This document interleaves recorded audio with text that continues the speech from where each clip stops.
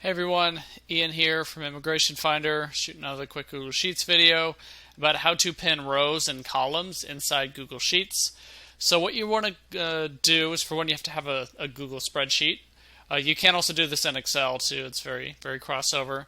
So from here, what we're going to do is we're going to head up, we're going to click View, and if you're going to see an area called Freeze. Now what Freeze means is that you're pretty much pinning the rows. So for example, if you had like info like name,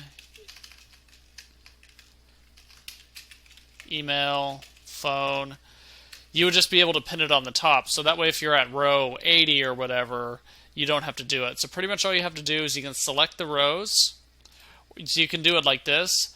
There's an option to where you can just freeze one row. That's what they call it, freezing. And you notice all the numbers are going down right here, or up. Or what you can do is you can actually select multiples of them. Then you can do insert or view, freeze, up to current row. I guess that's not really the way to do it. So up to current row, 4. So you can't really select them. You just have to be at the bottom one if you have a certain bits of information you want to have on there. And you can also freeze columns. So for example, if you wanted to have like maybe on the left side of one column, for example, is something to where you want to track everything. So for example, let's say there's like the names of stuff on the column. Maybe it like you have certain stats on one side of the column. You might want to freeze 2 columns over here, 2 headers, and then if you scroll through this, you're not going to be missing out on any information. But a quick example of what this would be useful for is you could have down here, you can have the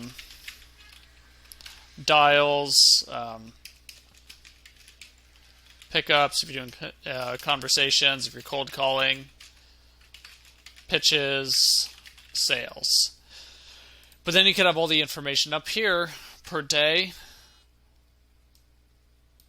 You could have all of it here per day, for example. So you would have all your stats on here. You could have all these metrics, and then you could also spread it out where there's percentages in between.